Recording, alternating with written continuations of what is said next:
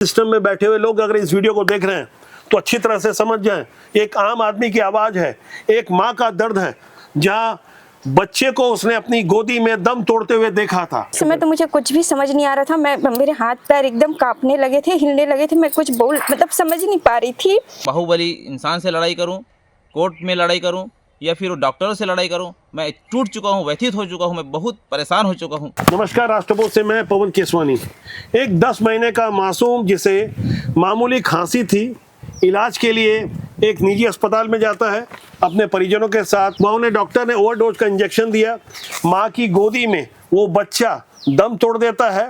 वो बेबस माँ और उसके पिता आज संघर्ष कर रहे हैं एक मेडिकल माफिया के विरुद्ध, एक ऐसी चाल के विरुद्ध जो राजनीति से जुड़ी हुई है। साफ तौर पर वो सिस्टम की ऐसी बेईमानी को दिखाता है जिसे जानना समझना आपको जरूरी है। आज के दौर में जहां कई शासकीय योजनाएं हैं, आयुष्मान कार्ड और अन्य योजनाओं के लाभ में चंद पैसे के कारण किस तरह से क्या दर्द होगा उस समय आप सोचिए। एक माँ के गोद में जब बच्चा सिसक खिसक के दम तोड़ रहा होगा और उस मृत बच्चे की लाश को भी प्राइवेट अस्पताल के वो मेडिकल माफिया अपने पास रख लेते हैं, झूठा दिलासा देते हैं कि बच्चे को हम जीवित कर देंगे। ये सारा दर्द आज हम समझने की कोशिश करेंगे। मेरे साथ इस वक्त हैं डिगेश वर्मा, जो उस 10 माह के मासूम शिवांग वर्मा के पिता थे। इनकी मां है भारती वर्मा, जिनकी गोदी में उनका अपना ही लाल दम तोड़ दिया था। हम सारी बातें सिलसिलेवार ढंग से समझने की कोशिश करेंगे। कुछ कागजात है मेरे पास, FIR की कॉपी है, बाकायदा डॉक्टरों के नाम है, जांच के सबूत हैं। लेकिन समझने वाली बात यह है 2022 27 अक्टूबर की वो घटना इसलिए आगे नहीं बढ़ सकी क्योंकि जिस बिल्डिंग में वो अस्पताल था वो किसी बड़े कांग्रेस नेता का था, मंत्री के प्रतिनिधि का था, जैसे कि बच्चे के पिता बता रहे हैं। आज जब शासन बदल चुका है तो धीरे धीरे कार्रवाई आगे बढ़ रही है। सारी चीज हम समझने की कोशिश करेंगे कि आखिर हकीकत क्या है। डीके शर्मा जी, भारती जी, आपका स्वागत है राष्ट्रबोध में।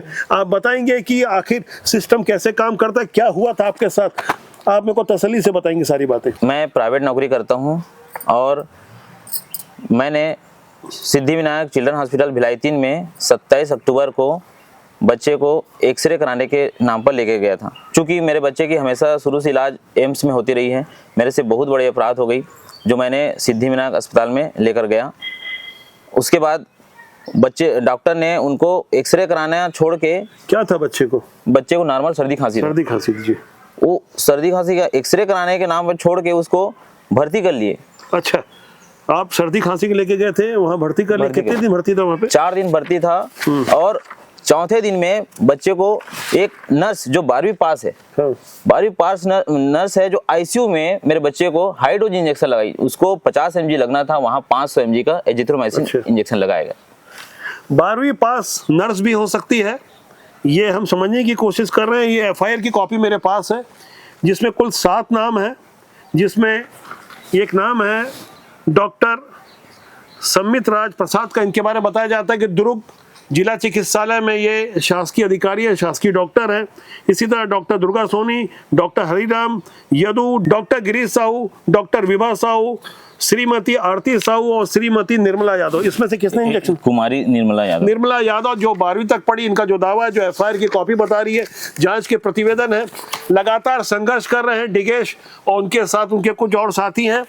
एक माँ है, हम समझने की कोशिश कर रहे हैं कि आखिर उस बच्चे शिवांग ने, 10 माह के बच्चे ने, जब अपनी माँ की गोदी में दम तोड़ा था तो क्या परिस्थितियां थी, तब वो कैसे कह सकती है कि उनकी मौत गोदी में ही हो गई थी। आप बताएंगे कैसे हालात थे, क्या देखा था आपने? बच्चा आपकी गोदी में था। ये 31 अक्टूबर की बात है, जब 2022 31 अक्टूबर। हाँ, 31 अक्टूबर 2022 की बात है।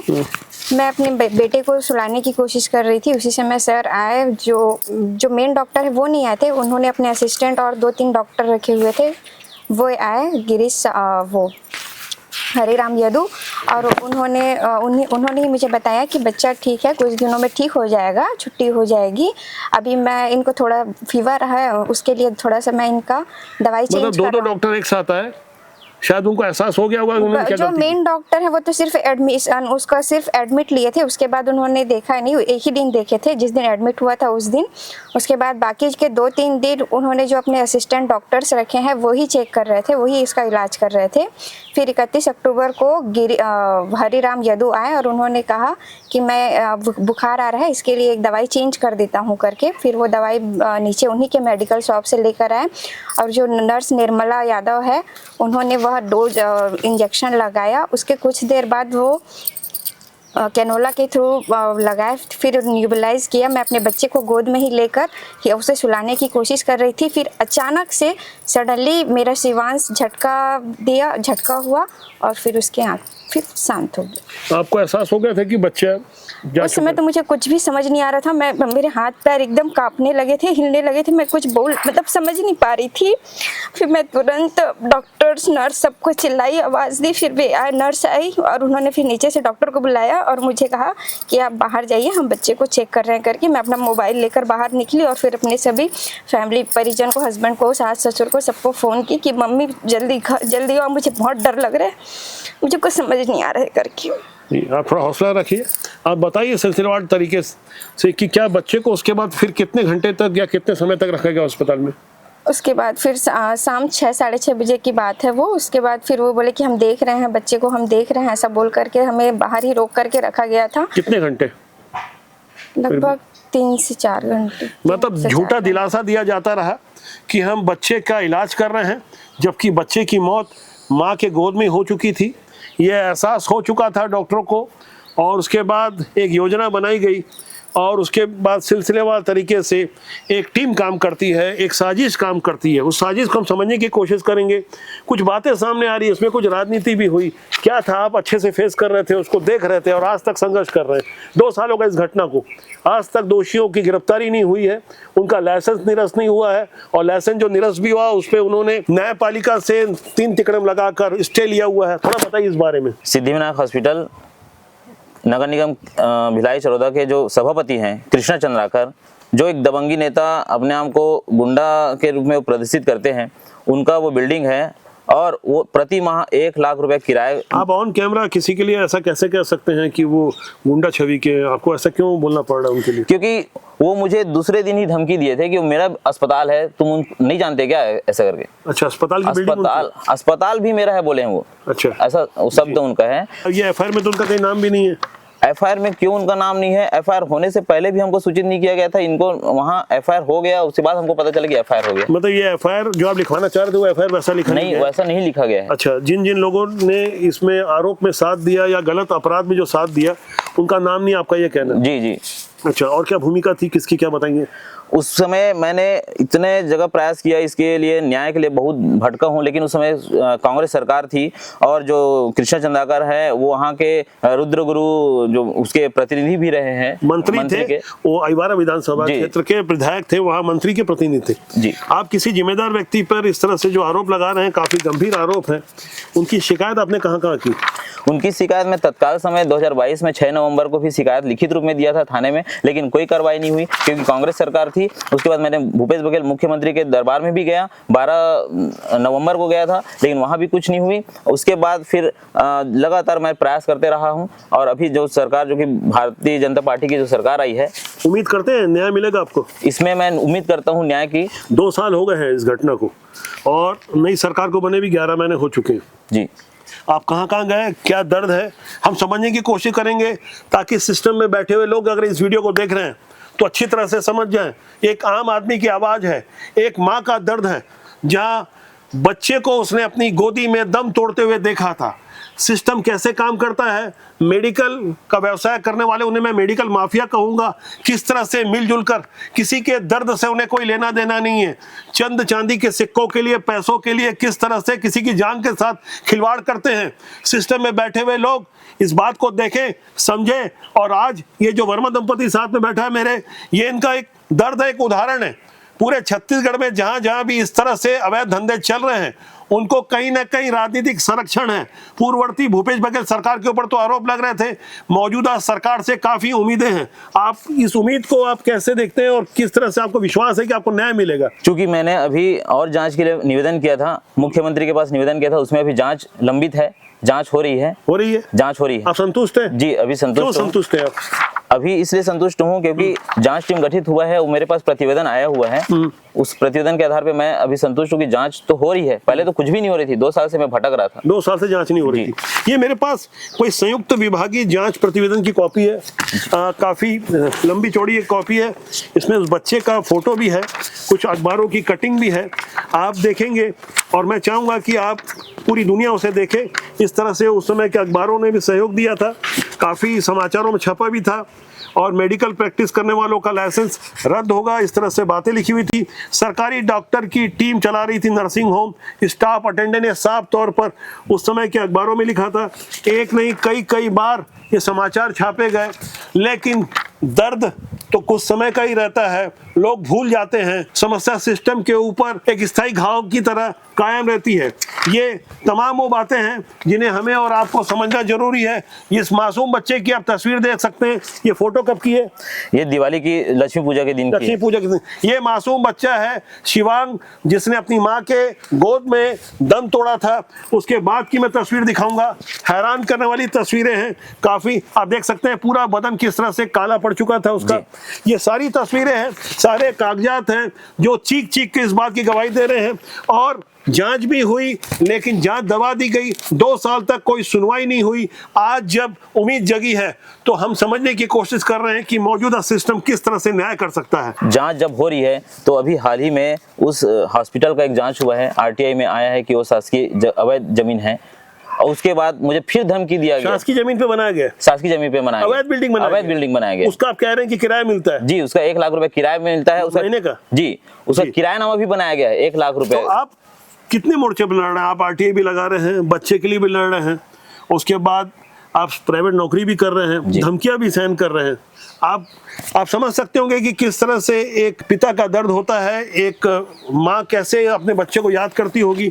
आगे मुझे बताइए कि किस तरह से आप आगे इसको जूझ रहे हैं। मेरे बेटे शिवांश वर्मा को निमोनिया का टीका लग चुका था और ये हॉस्पिटल वालों ने झूठा परिवाद लगा के हमें और व्यथित कर दिया है। बच्चे को निमोनिया बताया जा रहा है, निमोनिया से ग्रसित बताया जा रहा है। और उसके बाद मैं इसमें लड़ ही रहा हूँ। इस चक्कर में मुझे 1 साल जॉब से बेरोजगार होना पड़ा। मैं जॉब छोड़ दिया था। इसको सफाई देते देते मैं थक गया हूँ। और इसी बीच मुझे कृष्ण चंद्राकर ने धमकी देकर ये कहा कि वो अस्पताल मेरा है, नहीं जानते क्या करके। मैं कितने मोर्चे पे लड़ाई करूँ? कृष्ण चंद्राकर बाहुबली इंसान से लड़ाई करूँ, कोर्ट में लड़ाई करूँ, या फिर डॉक्टरों से लड़ाई करूं? मैं टूट चुका हूं, व्यथित हो चुका हूं, मैं बहुत परेशान हो चुका हूं। अभी तो मुझे जो धमकी मिला है, मैं ये भी खतरा महसूस कर रहा हूं क्योंकि मुझे जान से मारने की धमकी दी गई है। और पूरे स्टाफ के सामने मेरे ऑफिस में आके। स्टाफ में कहाँ काम करते हैं? मैं नगर निगम भिलाई चरोदा में प्लेसमेंट कर्मचारी हूँ, लेखा शाखा में, जहाँ कृष्ण चंद्राकर ने शाम को 4 बजे 21 अक्टूबर को आकर मारने की धमकी दिया है, सबके सामने में दिया है। और आयुक्त महोदय को कॉल किया गया है कि इसको तुरंत तत्काल यहाँ जॉब से हटाइए, नहीं तो मैं इसको मार दूंगा। ये मेरे पास रिकॉर्डिंग भी है इसकी, और इसके दम पे मैंने एफआईआर भी कराया है। एफआईआर हो गया है। एफआईआर हो चुकी है जी। पुलिस ने क्या कार्रवाई की? पुलिस ने अभी तक कोई कार्रवाई नहीं की है। ये घटना 21 अक्टूबर की है। 21 अक्टूबर 2024। इस वक्त 24 नवंबर हो रहे हैं। अब आप देख सकते हैं कि 1 महीने से ज्यादा हो चुका है। उम्मीद की जा रही है कि जो हमारा सिस्टम है ईमानदारी से काम करेगा। दोषी चाहे कितना भी बड़ा क्यों ना हो, कानून सबके लिए बराबर होना चाहिए। जिसने अपराध किया है उसे सजा मिलनी चाहिए। एक माँ को न्याय मिलना चाहिए, एक पिता को न्याय मिलना चाहिए। उनका पूरा परिवार जूझ रहा है। 10 माह का बच्चा जब गोदी में दम तोड़ा होगा तो क्या पल होंगे। ओवरडोज का इंजेक्शन लगा दिया गया, जहां 50 mg का इंजेक्शन लगना था, 500 mg का इंजेक्शन एक 12वीं पास तथा कथित नर्स ने इंजेक्शन दिया। आरोपियों का कुछ नहीं हुआ। आज भी अस्पताल वैसे ही चल रहा है, आज भी पैसे वैसे ही बनाए जा रहे हैं, आज भी शासकीय योजनाओं का दुरुपयोग कर फिर किसी शिवांग की मौत हो रही होगी। वो दर्द कौन सुनेगा? सिस्टम में बैठे हुए लोग इस आवाज को समझें, इस दर्द को महसूस करने की कोशिश करें। न्याय जरूर मिलेगा, उम्मीद है, लेकिन जस्टिस डिले जस्टिस डिनाय, देर से मिला हुआ न्याय अन्याय की तरह होता है। अच्छा बताइए, जब शिवांग की मौत हो गई, आपको जानकारी मिली तो कैसे हालात थे, उसके बाद आपके साथ क्या क्या हुआ? शिवांश को 3 से 4 घंटा लगभग हो गया था, हमको गुमराह किया जा रहा था कि हम देख रहे हैं बच्चा ठीक है। उसके बाद लगभग 10:30 बजे हमको सूचना दिया गया। मैं नीचे में था, फर्स्ट फ्लोर में घटना हुई है, और रोने की जोर से जब आवाज़ आई मैं तुरंत दौड़ते हुए गया। माँ बताई कि दरवाजा को बंद कर दिए हैं, हमको बच्चा देखने नहीं दे रहे हैं करके। अच्छा, तो उसके बच्चे को रख लिए थे वो? बच्चे को रख लिए थे और क्या आश्वासन दे रहे थे, हम इलाज कर रहे हैं करके। अच्छा, उसके बाद जब झूमा चटकी टाइप का जब हुआ कि हम बच्चे को देखना चाह रहे हैं, हमको बच्चा चाहिए करके, तो उस समय जो एल्यूमिनियम का वो सेक्शन था वो टूट गया। तो उसके बाद इन्होंने पुलिस को बुला लिए। ये पूरा ऐसा लग रहा था कि इन्होंने सोचे समझे चाल के तहत रात को हमको बताएंगे ताकि माहौल शांत हो जाएगा और हम बच्चे को इसको दे देंगे, लेकिन वहाँ भीड़ इकट्ठा हो गई थी और उन्होंने उल्टा पुलिस को बुलाया। हमने पुलिस को भी सूचना नहीं दी थी। 2022 अक्टूबर की ये घटना थी, तो उस समय क्या भीड़ इकट्ठा हो गई थी? भीड़ इकट्ठा होने दिया गया था? भीड़ इकट्ठा अपने आप सब सुन के आ गए थे। तो एक तरह से आपके ऊपर दबाव बनाने की कोशिश की गई? जी, हम हमारे ऊपर दबाव बनाने की कोशिश की गई, और हमारे ऊपर अभी केस चल रहा है, परिवाद लगाए हैं। हम भिलाई 3 में 1.5 साल से जाके मेरे साथ, मैं तो एक बच्चा खोया हूँ, मेरे साथ मेरे पिताजी को भी उसमें अपराधी बनाए गए हैं, और हम दोनों पेशी में जाते हैं। आप अपने बच्चे की लाश लेने गए थे जी, और वहाँ जो बच्चे की लाश नहीं दी जा रही थी जी, उसके लिए आपको दोषी बना दिया गया। हमें और ही आप दोषी बना दिया। चक्कर काट रहे हैं चक्कर काट रहे हैं कोर्ट कचहरी के। जी। आप समझ सकते हैं कि किस तरह से प्लानिंग के तहत योजनाबद्ध तरीके से एक सिंडिकेट गिरोह काम कर रहा है। वहाँ टीआई जो है, टीआई जब आए वहाँ, जब इन लोग पुलिस लोग बुलाए, टीआई आए, उसके बाद हमारे जो घटना को सुने, वो पहले तो घटना सुनने के बाद उन्होंने जैसे बच्चे की माँ बताई कि इंजेक्शन लगती, बच्चे की मौत हुई, तो उन्होंने बोला कौन सा इंजेक्शन लगाए हो आप, लाओ। उन्होंने फेंक दिया, ऐसा डॉक्टर का कहना था। बोले ऐसा कि इतना जल्दी कैसे फेंक दोगे? उन्होंने इंजेक्शन लाया, मंगवाया, दबाव बना के देखे तो बोलते ये तो इंजेक्शन लगना नहीं चाहिए। मैं भी साइंस का स्टूडेंट रहा हूँ, उस समय टीआई मनीष शर्मा जी थे। कौन सा इंजेक्शन आप बता सकते हैं? आपको नाम याद है दवाई का? Azithromycin 500 mg। ये दवाइयों के बारे में हमें ज़्यादा तो जानकारी नहीं है, लेकिन जो जानकार होंगे अच्छी तरह समझ रहे होंगे, जहाँ 50 mg की दवाई लगनी थी वहाँ 500 mg की दवाई लगा दी गई। जी। हम लगातार कोशिश कर रहे हैं। राजबोध आपका अपना जनमंच है कि आखिर सिस्टम का दिल कब तक नहीं पिघलेगा, कब तक नहीं पसीजेगा। हम लगातार आपके साथ बने रहेंगे। आपसे आग्रह करता हूँ कि आप चैनल को देखें, लाइक करें, सब्सक्राइब करें। आगे ढेर सारे ऐसे ही जन सरोकारों से जुड़े मुद्दों को मैं आप तक लाता रहूंगा। नमस्कार।